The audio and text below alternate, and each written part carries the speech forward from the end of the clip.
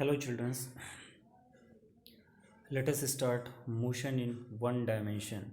Motion in one dimension.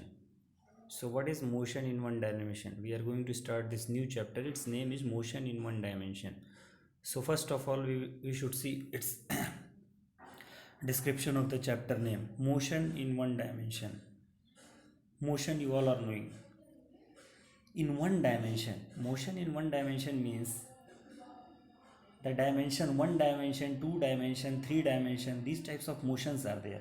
One dimension means if among all the three coordinates only one set of coordinate is required to specify the motion, then it is known as the motion in one dimension. That is, with respect to that time, only one coordinate axis is required to represent the motion. That is, during the, suppose at the start of the time period, suppose we are starting from 0, at the 0th position the particle is at the time period, at the 0th second the particle is at 0th position. Now suppose at 1 second it is moving 5 meter, then again during the 1 to 2 second it is moving again 5 meter, then again 2 to 3 second it is moving again 5 meter. So only, suppose the particle is moving in x direction or y direction or z direction within that particular time period, so only one set of coordinate among all these x, y and z coordinates, only one set of coordinate is required or to specify the motion. That is motion in one dimension. Motion in one dimension, that is particle is moving in only one dimension. So what are the topics that we are going to study in this chapter is scalar and the vector quantities, distance, speed, velocity, acceleration, graphs of the distance and the speed time, equation of uniformly accelerated motions with derivations. So now let us move on this quantities related to motion. Quantities related to motion, and here we are going to discuss about motion in one dimension. That is, motion is taking place only in one dimension. That is, only one set of characteristics or only one set of coordinates are required to specify the motion or the position of an object with respect to time. Now two things are very important, scalar quantities and vector quantities, which we will study in deep in class 11th.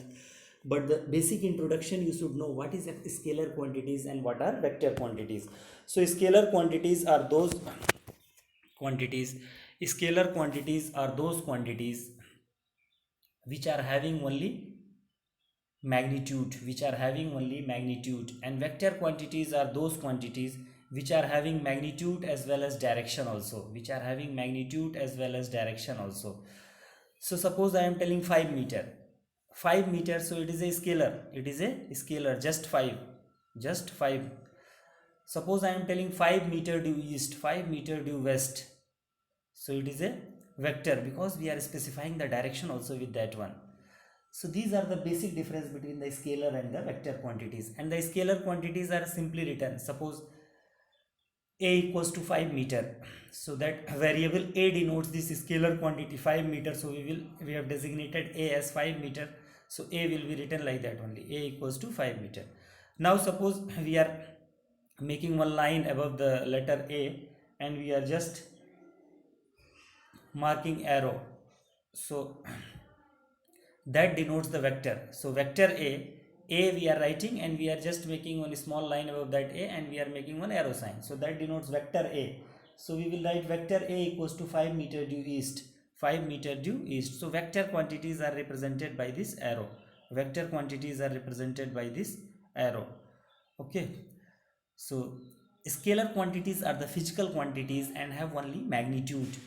For example, length of a rod is 10 centimeter, so length is a physical quantity, so 10 is magnitude, that is numeric value, and is considered as centimeter, which is a unit.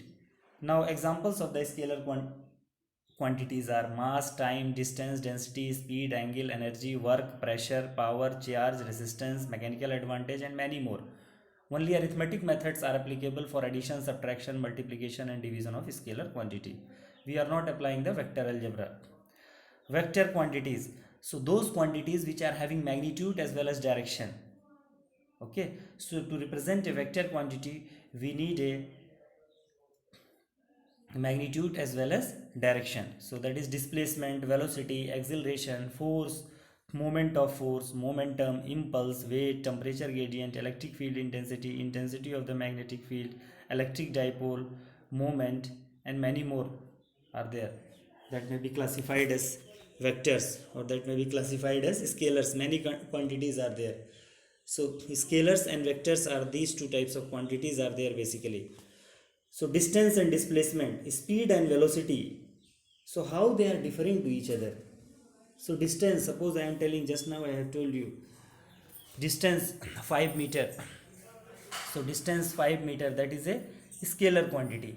If that distance 5 meter we are telling in a particular direction, then it will be a vector quantity. So what is the basic difference between distance and displacement? Suppose you are going from Jahangirabad to Bulandshahr. Suppose it is 30 kilometer you are covering. So there, that is a distance you have covered 30 kilometer. So now their displacement also 30 kilometer. Here the distance and the displacement are same. Now you are returning back from the Bulandshahr to Jahangirabad. Now you have got that total distance covered is 30 plus 30, that is 60 kilometers. So distance is 60 kilometers, that is 100% correct. But displacement is not 60 kilometers, displacement is 0. So that means distance is the total length of the path covered by the body, and displacement is the distance between the initial and the final point, the shortest path between the initial and the final point. So shortest distance between the initial and the final point. So shortest distance between the initial and the final point is 0, because we have gone from one particular point and we have returned to that same point. So that will give its directional concept. Suppose we have gone 30 kilometer plus 30 kilometer. Then we are taking opposite sign. We are coming minus 30 kilometers. So plus 30 minus 30. Plus 30 minus 30, it has become 0. Plus 30 and minus 30, it has become 0. So this is the concept of scalar and vector. This is the concept of scalar and vector. So if anybody is telling to determine the speed, we can easily determine if we are knowing how much time it is required to go to Bulandshahr and how much time is required to come from Bulandshahr. So that timing we are knowing. Suppose it is 2 hours. So we can determine the speed. Speed equals to distance upon time. So total distance is 60 upon 2 hour in going and coming. That is 1 hour going and 1 hour coming. So total time 2 hour and total distance is 60 kilometers. So average speed, if anybody is telling, so average speed equals to total distance upon total time. So we can get it, average speed, that is 60 upon 2, that is 30 kilometer per hour. 30 kilometer per hour. But if anybody is telling to determine the average velocity, then total displacement upon time. For the velocity, since it is a vector quantity, velocity is concerned with the vector quantity and it is concerned with the displacement. So here if we are determining the velocity, then total displacement here we will see it is 0. So 0 upon any quantity it will give 0. So velocity we will not get. Velocity we will not get, but speed we will get. So this is the basic difference between velocity and speed. Now you have understood what is this scalar quantity and what is this vector quantity. So scalar and the vector quantities are varying in this way. So speed and velocity, you should be able to differentiate between speed and velocity. While you are reaching to Bulandshahr, at that point the speed and velocity are same. Speed and velocity are same. But while returning, there will be some speed but velocity will be 0. So similarly acceleration, force and all those things. So these are the scalar and the vector quantities. Now the concept of state of rest and motion. State of rest and motion. So state of rest and motion, that means rest and motion are relative terms. Rest and motion are relative terms. We cannot say that any object is every time is at rest, any object is every time is at motion. But we will compare with respect to what? With respect to what? So they are the relative terms. We cannot say that the object is at rest. So I am sitting inside a room. So with respect to you, you are suppose in front of me. With respect to you, I am just in a state of rest. But if you are comparing with respect to the earth, then I am in a motion because earth is continuously moving. So these are the relative terms. So state of rest and motion. When a body remains in its initial position or it does not change its position with respect to the surroundings, then the body is said to be in a state of rest. When a body remains in its initial position or it does not change its position with respect to its surroundings, then the body is said to be in a state of rest. For example, a student sitting in a chair prepares notes for 2 hours is in a state of rest because his surrounding like room, chair, table and many other things remain same. Although nothing is in absolute rest in this universe because all planets and satellites and other heavenly bodies move continuously. Therefore, a state of rest means relative rest. On the other hand, when a body changes its position with respect to its immediate surroundings,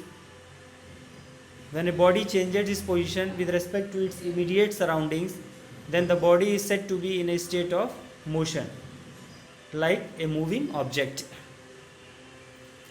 So if with respect to its surroundings the body is in motion, then it should be considered as in motion. If the body with respect to its surroundings is in a state of rest, then we call it as that object is in rest position. Now as we have talked about motion along one dimension, so here just now we have discussed that motion along one dimension, the particle is changing its position with respect to only one coordinate, that is only one coordinate is changing. That is when a body is displaced in such a way that the linear displacement of each part of the body remains same and it moves along the same straight line path, the motion is called along a straight line or one dimensional motion or rectilinear motion, like motion of a train on the track of motion of a body projected or thrown in the upward direction. So one dimensional motion can be represented by a straight line parallel to x axis or y axis, and each point on the straight line x or y axis represent position of the body at different instant. So only two variables are there in one dimensional motion, x and t, or y and t. Their variables can be reflected in tabular forms for a moving body. So only one coordinate is required. So with respect to time, at 0 it is 0, at time 1 it is 5, at time 2 it is 10, at time 3 it is 15, at time 4 it is 20. So it is covering equal distances in equal intervals of time, equal intervals in equal intervals of time. Now comes the concept of distance and displacement. As I have explained you very clearly, the distance and the displacement. What is distance? When a body moves from one place to another place after following a curved path, then the length of the path traveled by a body is called distance. Let a body move from place A to B along a dark curve route which represents a distance, and it is a scalar quantity. It is a scalar quantity. That is the total distance, total path covered by it, that is known as the distance. Okay, now displacement. It is the shortest distance between the initial and the final position of the body is called the displacement, and it is a vector quantity. So this blue line will denote its displacement and this red line will denote its distance. Okay, so in the diagram it is represented by the straight dotted line AB, straight dotted line AB. That dotted line AB represents the displacement. Direction of the displacement is from the initial to the final position, and it is represented as D or S. SI unit is meter and unit in CGS is centimeter. That these things you are knowing, the units. Representation of a displacement. Since it is a vector quantity, therefore it is represented by an arrowhead. Head of the arrow represents the direction and length of the arrow represents the magnitude.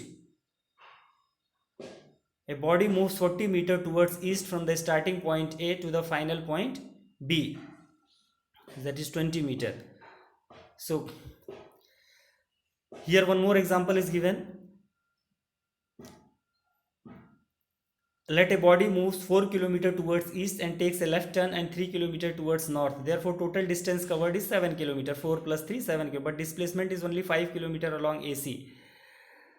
Here it is not marked ABC, so you can mark just ABC. The triangle is not marked ABC. AC means hypotenuse, making an angle of 36.9 degree with the initial direction or due north from east. So that means the shortest distance will be the displacement. So 4 chi square, that will give 16. 3 chi square, that will give 9. So that means 16 plus 9, 25. Under root of 25, we will get 5. So this is coming. So by applying this vector algebra, otherwise the distance is 4 plus 3, it is 7 kilometers. So this is the basic difference between the distance and the displacement.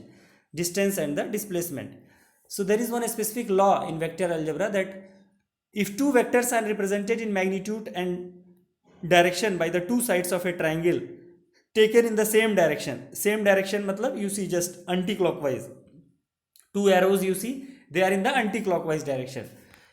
If two vectors means 4 kilometer vector and 3 kilometer vector, if two vectors are represented in magnitude and direction by the two sides of a triangle, then their resultant is represented by the third side taken in the opposite order.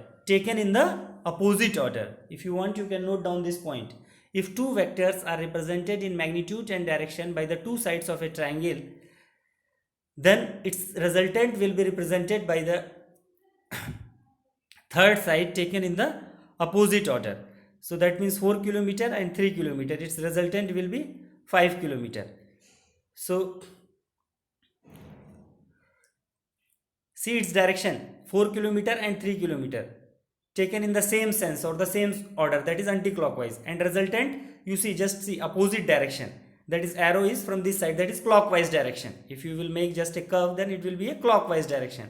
So this is the basic difference between the scalars and the vectors, and in this way we apply these laws to determine the vector distance. Now the comparative study of the distance and the displacement. So distance, it is a scalar quantity, displacement, it is a vector quantity. Distance, it is the length of the path, and displacement is the shortest distance in a specified direction. Distance, it depends on the path followed. Displacement, it is independent of the path followed. Distance, it is positive only. Displacement, it may be positive or negative. Distance, it can be more or equal to displacement. Displacement, it can be less or equal to distance. It may not be zero even if the displacement is zero. If the displacement is zero, then the distance is zero. It is zero means if the distance is zero, then displacement is also zero. So these are the basic concepts which we have discussed, distance and the displacement. Now our next topic will be speed of a body and velocity. So now we are stopping on this one, and in the next class we will discuss speed of a body and velocity. So thank you, children.